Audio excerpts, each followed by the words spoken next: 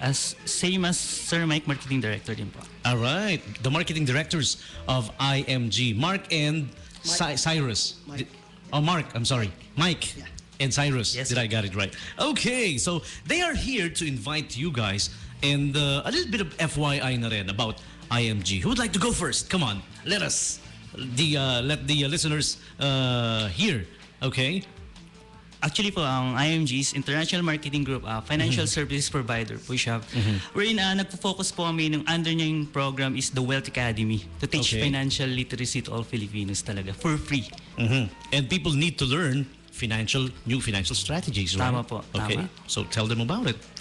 Yes, they need to learn financial strategies because we live in a changing world. So there must be change strategies when handling your finances. Yeah, exactly. And the times now are very uncertain, especially on your job, on your life, and also on your health. Okay, and people are getting worried, okay, about their future. Especially they are now living higher in debt, bankruptcy. You got also poor savings as well as job insecurity and create very stressful situation. And the financial situations of Filipinos today, among which are constantly living in Debts and loans. Ayan. Tama po, no? So, Daming nakaka-relate. tama. So, halimbawa ngayon, papasok na po yung enrollment, syempre. Yan. Yan. Isa na Saan yan. ba yung pinagkukunan is loan. Yan. Tapos pag graduation naman, syempre, pang-graduate and Tama. the fees to be paid. And Baka yung kahit vacation a lot. is... It never stops. It never ends. And they constantly living in debt. So once they paid up their initial loans or the next time maglo-loan uli sila. Maglo-loan uli. Yeah, so exactly. they're constantly living in debt. So yun yung isa sa mga concept namin on how to help them. Some are like with no investments in savings. You guys can help them out with this, right? Tama po, no? So, Investments and savings. no investment savings kasi palaging naka-loan. Yung pambayad nila, wala silang pang saving, wala silang pang invest kasi pinambabayad pa po nila sa... Ika nga, ang hirap mag-save kung hindi naman nagkakasya yung, Tama the po. money that's coming in. And that's where you guys can come in, right? Apo, tama. And many people ask how will they invest, but they always forget the why. Okay, so most The why, Filipinos, yeah, yes, exactly. they just simply save in banks. They just simply sometimes kinikip lang nila sa bahay nila, but they don't know why are they doing saving. So you make sure you tie it into a goal. Let's say for the education of your child, your retirement. Okay, so you can maximize the potential of your savings. Potential growth. Potential growth. Apo. And we have many Filipinos today who retire, Apo. who are in poverty, So, right? according to sa statistics po, 2% lang daw ngayon yung financially independent. Ibig sabihin nung 2% Opo, 2% lang po ng total population. Opo, ng Filipinos po. Oh my God.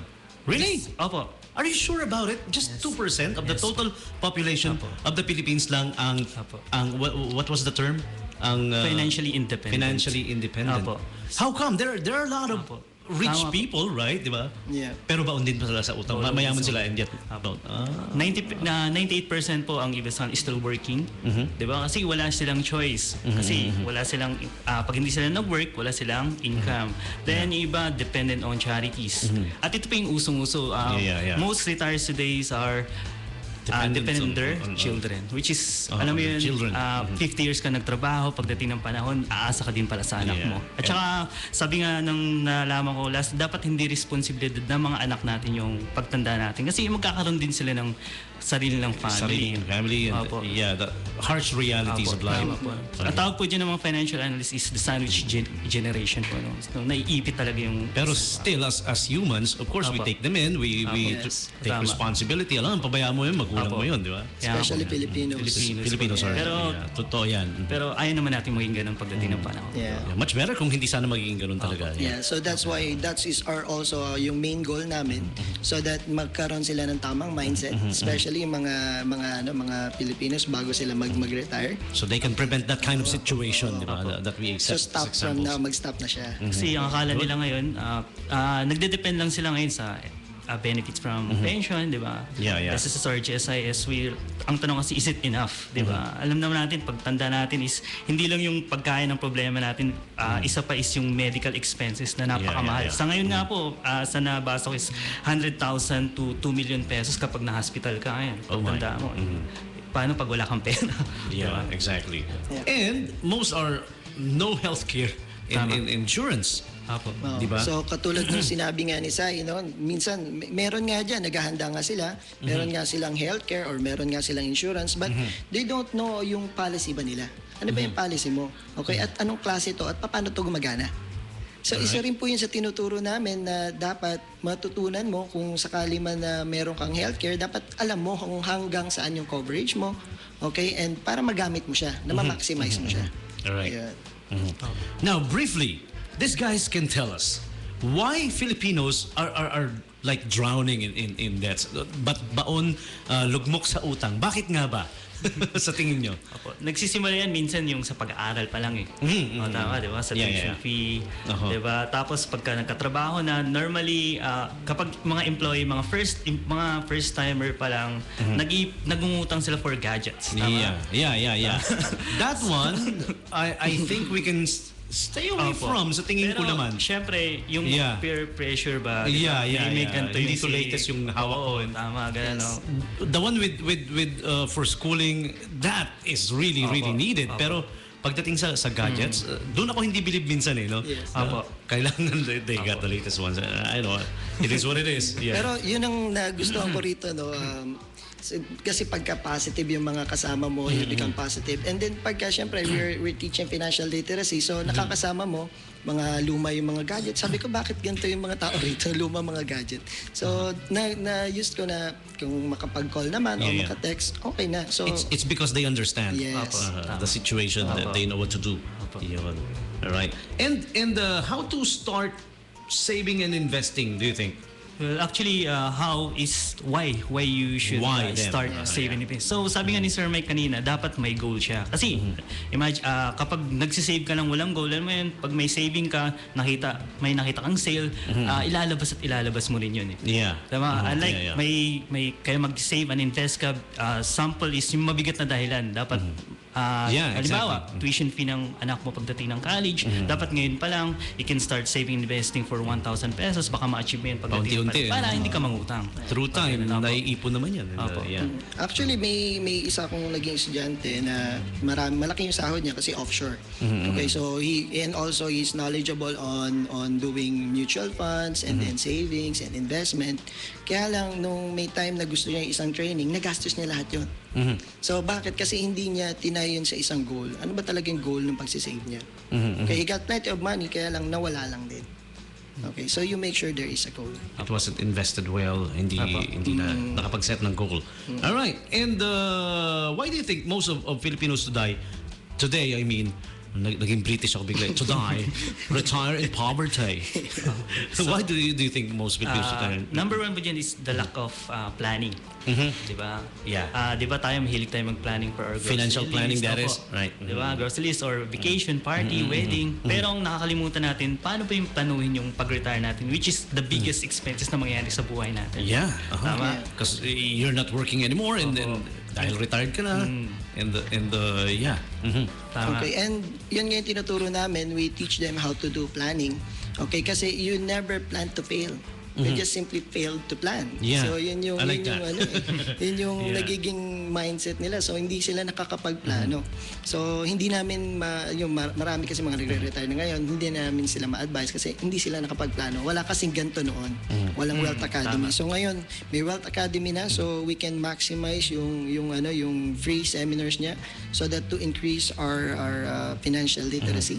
And we can plan ahead of time. And probably we just had the quote of the day there. You never fail to plan. You plan to fail. Tama. Yeah. All right. And what about the importance of healthcare and insurance? So, ayan po, halimbawa po, healthcare, di ba, mayroon ka pong nakapag-save ka na, mayroon kang investment, but life uncertainties, magkasakit ka na, hospital ka. So, normally kung wala kang healthcare, anong pagkukuhanan mo ng gastos? Yung savings mo. Savings. Ibig Yeah. sabihin po nun, magbaback to zero ka na naman. Yeah. Tama? So, dapat, meron po tayong separate for our healthcare. So at the same time, yung isa naman, yung insurance naman, paano pag what if nawala tayo? So naisip na ba natin kung nawala tayo, meron tayong responsibility, nandiyan yung family natin, paano kaya sila mabubuhay after mawala tayo? So alam mo yun, bibigyan namin idea o paano, anong kahalagahan po talaga ng life insurance. Yes. Yeah. More likely kasi ang insurance is kapalit ng perang hindi mo pa kinita.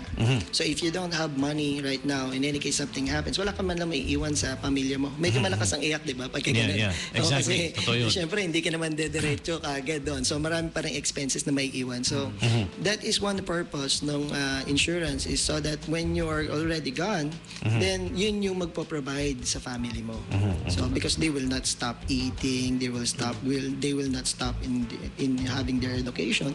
So yun ang magpo-provide. Apo. Yeah. So, wow, very, very informative and get to know these guys from IMG G School. What G School stands for? Actually, that is a higher level of yun dun sa group namin. Advanced training. Advanced training. Okay, so Go ahead and invite our listeners. Yeah.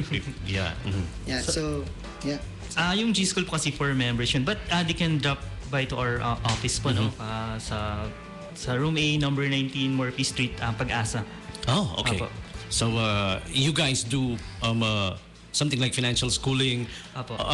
Scheduled ba? They have to call first, register first, or Yes, what do they need to do if they want to get They in touch with can you guys? simply call or text us at 0919-405-2228 and they can look for Mike, or they can have 0919-511-37822 for Cyrus for scheduling. And then once they already meet the leaders and the mentors, they can go there anytime. Okay, and there will also be I think by next month we will be moving to a bigger office so that we can accommodate plenty of Olongapeños. Alright. Okay, kasi more likely tayo mga spender na, 'di ba? Napakarami na ng mga changes sa Olongapo. So marami na, mabilis na yung paglabas ng pera Yeah, kaysa yeah. dun sa pagsisave Totoo yan. nila. So doon yun yung main mission namin. Okay, and crusade namin is to help them plan ahead of time. Plan your finances, and these guys can help. IMG Financial School. Right now, where is the office located right now? Number 19, 19 room A, Murphy Street, Pag-asa, Murphy Olongapo Street. City. Apo.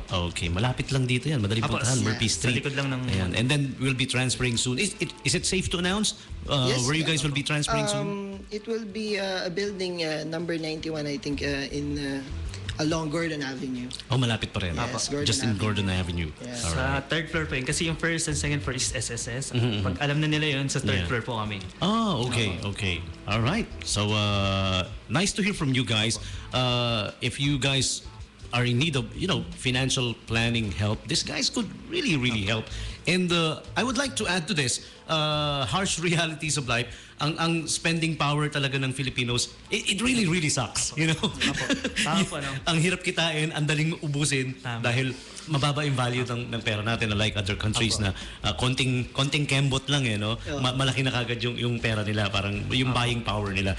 Harsh realities of life. So that means you really, really, really need to plan well your finances. Yes. Ayan. Okay. On a parting note, maybe you guys would like to greet somebody or Yeah, we also like to invite you that we had an event on May 29, that is Friday.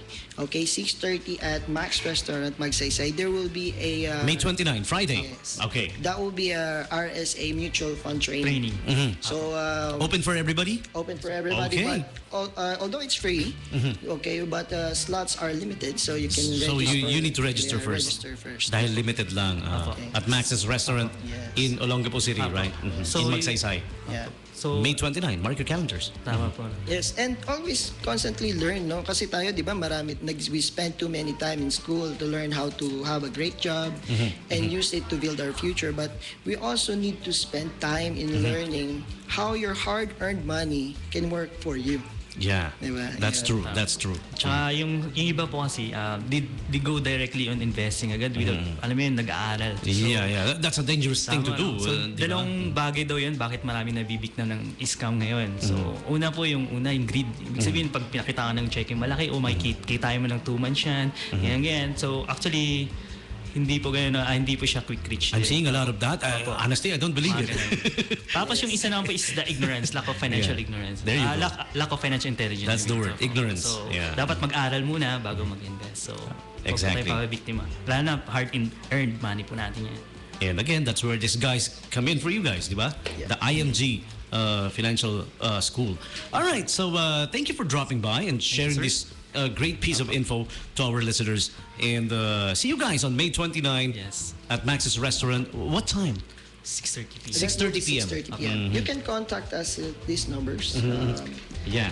0919 again for Mike 0919-405-2228 and for Cyrus 0919-511-3782. All right. And are you guys on Facebook? So if they might Apo. want to check the IMG, IMG Wealth Academy Subic. yun lang yung i-search nila. I-search IMG yan. Wealth Academy. Subic po. Subic. So, Those are the words. So, since everybody's on Facebook nowadays, and you can get the infos there. Kung hindi Yes. nyo man natandaan lahat na sinabi namin, syempre, it's all there. Check it out on Facebook. Okay, so we'll go back to playing your requested songs. Here's one from AC/DC. This one's called Highway to Hell. Requested song via the text hotline. This is the Morning Brew Friday Rewind edition. You're with DJ Tommy G, the Hitman.